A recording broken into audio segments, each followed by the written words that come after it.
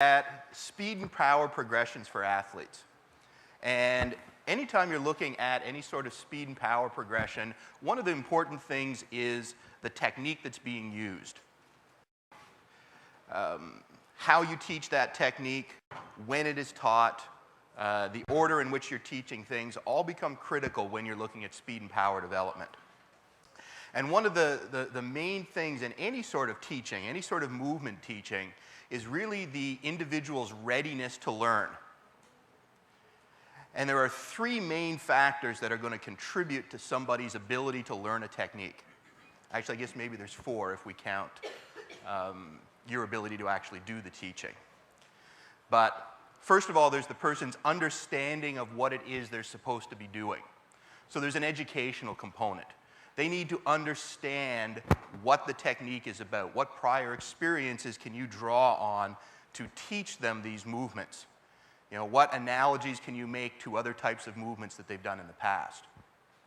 There's also their emotional readiness to learn, especially if you're dealing with younger athletes.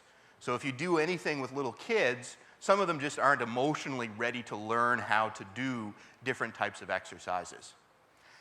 And then most importantly, it's the physical readiness to learn. And this is what we're going to focus on most here, is their physical readiness.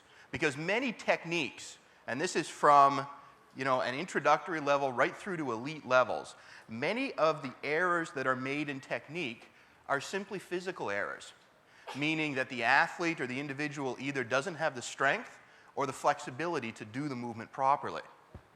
So for instance, if you were asking somebody to do a golf swing and you wanted them to get a big rotation on the movement, but their trunk only rotates this far, it doesn't matter what you do as far as teaching progressions or anything like that. Feedback, video analysis, all that stuff is irrelevant until they are actually physically capable of turning their trunk in that full direction. So physical readiness, strength, and flexibility become key factors in any strength or power progression.